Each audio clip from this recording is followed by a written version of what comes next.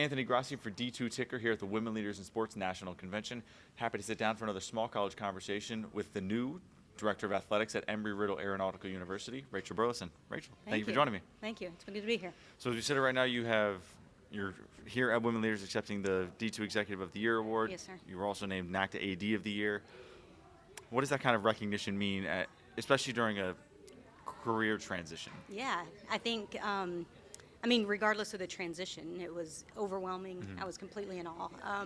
I think I've just done a very good job at supporting, putting people around me that are just super supportive and very good at what they do. And it made my job so much easier. And it allowed really great things to happen just because of the competence around me.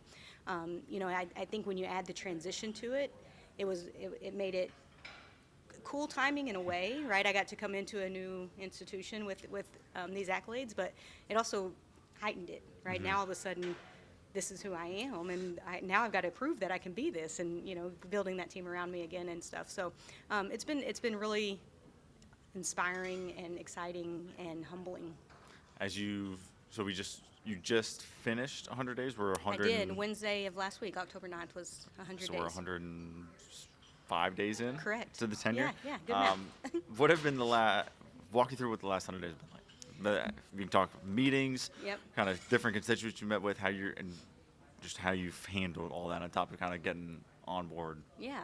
The last 100 days have been a lot of listening. When I went in for my interview, I had a 100-day plan, and I had, this is what's going to happen when I get the job 2 weeks after, 30 days after, 60 days after. And it's amazing how much of that was true, but also how much of that was not, right? If I go back and I did my little check boxes, and I went back through it, and some of it I would have to say was ongoing, so I didn't complete it, but it was happening.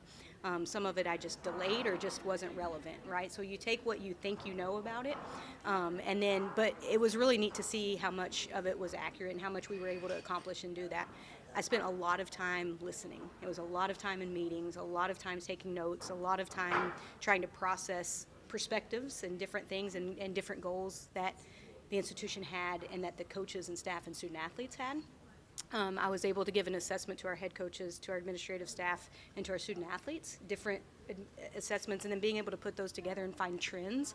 I think what is so exciting about this institution is how much those things align, right? What the coaches say and what the administrative staff says, what the student athletes say is very much the same, right? There's a lot of the same goals, a lot of the same challenges. And so when you see those things align as quickly, as best as they do, that it gives me a clear path. It gives me an idea to know. And so this past week I've spent kind of giving an executive summary of what the 100 days look like. And then my staff this week is building out what our next 6 months will look at based on that. So I think we've done a lot of listening, a lot of hearing, and I think this next 6 months you'll see a lot more action, right? Now we've got to do something. People are tired of me listening to them. They want to see action. And that's what we'll do over the next 6 months. When you were at Franklin Pierce, did you have the same process, and how did that onboarding process for you, that first 100 days, shift from what you just went through? Yeah, I did do the same thing at Franklin Pierce. I think with a lot more ignorance, right? I thought I knew what I knew, and first time through. First time through it, I had really grandiose ideas of how this is going to go. I think I learned a lot, good and bad. I think you learn a lot through your failures. But I will say, it was the same idea. It was the same process. I think I had a better idea of what my 100 days would look like this time through. I think also at Pierce, it was so new to everyone. I had replaced an athletic director that had been there for 42 years total in his career. And so it was a new I think there was a lot more anxiety around what that looked like, who I was. I was not from New England. I came from the Midwest. And so coming out from a different area of the country, I think there was a very different feel perhaps than what there is at Embry-Riddle. Which I think we did a lot of great things at Pearson, so it worked out, and I think there was a lot to learn from me as well. How did you go about, what were some of the intentional things you did to succeed a successful athletic director?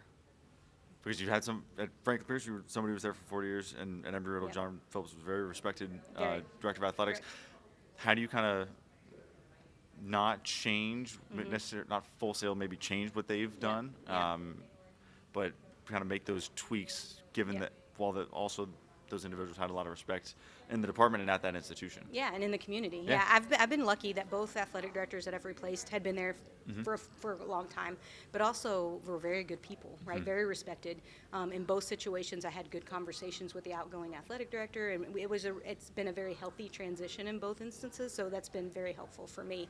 My job is not to come in and change what they did. Right. Clearly what they did was successful. And so what I can do is just build on that and making sure that I give credit where credit is due, making sure that I honor the tradition of what was built.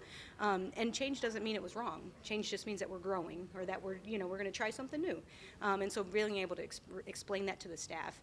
At Embry-Riddle specifically, we have the previous AD before JP is still there. He's a coach of ours. And so having him still on staff is really important for us to continue to build his legacy, build what he's done, right? He built that program, and making sure that we respect that while also moving forward has been a really pointed effort of mine. Do you tap into those individuals that either were in the chair previously that are still kind of around the community, or in Embry-Riddle's case, that are still in the department? And how do you what do you lean on them for most probably at this point? I think it's mostly about advice and history, right? Tell me when have we tried this? If we did, why didn't, what happened, or what are things we can change? It's really about the history and continuing to move and see what we've done and what we can change and what we can do. But also with the community, right? Making sure, specifically in Embry-Riddle, who's very connected in the community, introduce me to some people. Let's do this together. And so it's been really good. So one of the interesting things when you took the job at Embry-Riddle, you said it was a place where we can be successful. Yep. I'm curious how you go about evaluating that, whether for this specific job or potentially other jobs, the criteria, the matrix, the framework through which you evaluate whether a job can be successful or not. Yeah. The first thing I look at is the institution, right? Is athletics supported? Is the institution in a good place? Is it in a healthy, stable place? Embry-Riddle's enrollment's growing right now. They continue to build on their growth, and they continue to build new buildings. I mean, there's a lot of growth going on at Embry-Riddle, and so the stability is there, the finances are there. Then you look at the support. They just transitioned fully by 2017 to Division II. So they made a commitment very recently, right, to build on athletics. And so all of that shows me that there's opportunity there. And then they've been successful, right? In the short amount of time in Division II, they've been successful. They were very successful in AI. And so they have a history of that. They have a history of winning. So I think, it just comes from having an experience. I think Division II is phenomenal. It's my favorite place to be. And so just being able to have been at other institutions, see what works at Division II, and going to a school that is motivated to be successful, I think is where it comes from, and really being able to come in at a really good time of that transition. You mentioned D2 being your place. Throughout your career, has that always been your place? And is there a circumstance or a situation maybe where your career path would have been different, or in the future would be different? And kind of what may be those inflection points? Yeah, so I was a college softball student athlete. I then, when I graduated, I went and coached at a high school. That was what I was always going to do. I found out very quickly that was not what I wanted to do. And so I then moved, I was 23 years old, moved to Ohio, first time out away from my home, moved 19 hours away at a Division III institution. I was at Kenyon College, and I loved it, immediately loved it. I thought this is phenomenal, it's great. So I left there after 2 years and went to Northwest Missouri State, where I got my master's. I was assistant softball coach there. And that's when I really figured out, as much as I loved Kenyon College, I think it's a phenomenal institution. Division II just had something a little different. I like the balance of Division II. I like that competitiveness, but also the life in the balance, the idea that we're giving kids opportunity. I myself was a first-generation college student. I would have never gone to college had it not been for sport. I mean, sport gave me my entire life. It gave me I got to see the world from the sport of softball. And so I felt at Division II we had a real opportunity to give kids an opportunity that they wouldn't have otherwise. And so personally I felt connected to what the Division II setup is. So it was then very quickly that that's where I wanted to be. That was my aspirations. That's what I wanted to do. I always thought I would be a softball coach, and life takes its turns, and here I am an athletic director, and I haven't looked back. I've really enjoyed being an administrator. At Embry-Riddle, one of the other kind of positives you said about the opportunity when you took it was that your goal was to be a model Division II athletic department. You were Franklin Pierce for 7 years. How does what does that look like? What does a model Division II department look like? Yeah, I think it looks like Embry-Riddle. No. Okay. I think for me, it's really about making sure that we have the right people in place, which we do. We have really good people at Embry-Riddle, but people that believe in the Division II makeup, right? That we have an appropriate staffing to make sure that we're giving the experiences to our student athletes that they deserve and that they should have, and then making sure that we are funding it and giving them the community outreach that they deserve. One of the things I told my staff when I very first got there, something I said a lot at Pierce was, I don't want to hear why we can't do something. I want to know how we can do it, right? When we watch University of Texas or when we watch these big power schools, why can't my kids get that same experience, right? It might not be at that level, but it can be the same experience. I can give them something that they can own and that they can love. And so let's find ways to do that. And so for me, a Model Division II, and I will say our D2 ADA has formed a Model II document. And so when you go through that, it really is about how the staffing, the support pieces, even when it comes to the mental health pieces, things like that, what can we do to give them the best experience and the best opportunity to go on and move on in life, which most will be outside of sport, right? And so my job is to get them there, and when they leave, they're confident enough to go for those jobs. They're confident enough to get that. And that's what Division II model looks like to me. That ability to kind of give somebody the freedom to take a step and be innovative where there's the risk that you make a mistake. And that's okay. As a young professional, somebody that's not in your seat, right. Can be challenging. So Yes. Is it in the instance that you've had, probably most at Franklin Pierce, what does that look like? What does that look like in kind of empowering an individual to take the next step and be innovative? Yeah. So I'm going to talk like from the staffing point of view, right? So for me, it's about making sure that we're not talking about what you did wrong. It's what happened, right? What let's come up with. And I take it back from when I was coaching. I used to always tell my kids, again, I was softball, when you're running the bases and you're being aggressive, I don't care if you're out. Right? If you're running hard, we're going to make things happen. Now, if you start not using your brain and we start second-guessing ourselves, that's when we get out, and that's when I start getting angry, right? Let's be aggressive, work hard, and things will end up happening.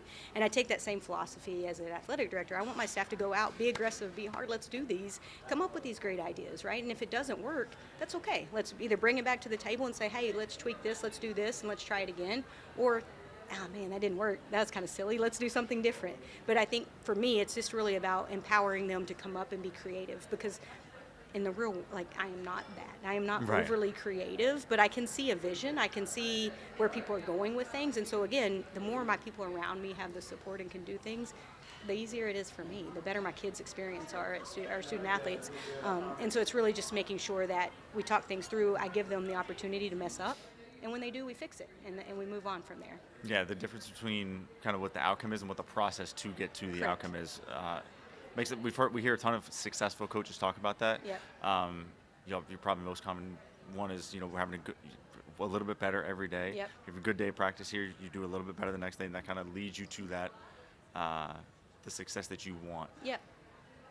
And you're going to have a setback in that every now and then. And that's okay. Yeah. Yeah. So I want to get you out of here on these last two things. Okay. What is kind of as you think about your 7 years, what are kind of the biggest things that you will take from what you put in place at Franklin Pierce that you will bring to Embry-Riddle? Yeah. I think the biggest thing would be the supportive culture, right? Getting people there. I think everybody at Pierce worked so hard for the same reasons, right? There was, I almost describe it, or I do describe it almost as a chip on their shoulder, right? We had something to prove. Everybody was there for a reason. We all knew our student athletes were there for a reason, and let's give them a great experience. And I think for a long time, it's been this, there's this struggle like, oh, we can't do things, and maybe it's financially, whatever that may be, but the fact is our kids deserve us to do things. And so we've got to be creative. We've got to figure out how, we added Division II football, which wasn't overly a popular decision when we did it. And they're doing really well now. We've had really wonderful kids go through there and graduate. And so I think it would be just really building this can-do culture, this culture that trusts everyone. There's trust in everybody. We believe that we're all here. We're supportive, and it just immediately, people just start doing better. When people are behind you, it's amazing how quickly. So that's really been a focus, is culture. A trusting can-do culture. Yeah, I like that. Yeah, it's yeah. So the last question I want to ask you is, what is kind of the biggest challenge that you see or are facing, be it at Embry-Riddle, or Division II at large? Yeah. I think it's I would go with the largest thing for me is the larger grant landscape of Division II, but also higher education right now, right? I've finished my dissertation hopefully in March, and so we'll have my doctorate, but the dissertation is strictly around revenue. And how do we get new revenue streams instead of really our net tuition revenue and discount rate and all the fun things that we talk about when it comes to enrollment with the enrollment cliff. And so I would think specifically having been in the Northeast, how do we keep these institutions viable and sustainable? Because they have so much to give the community, right? When an institution's gone, a community loses a massive revenue stream, and people in it. And so really making sure, for me, it's that larger piece. And I think that comes back to the Division II model and why Embry-Riddle. And it's amazing what happens when you have a culture that's growing and doing great things. Rachel, thank you for sitting down with me. Yeah. Very interested to see the implementation of the can-do culture at Embry-Riddle. Thank you for joining me. Thank you. I appreciate you having me.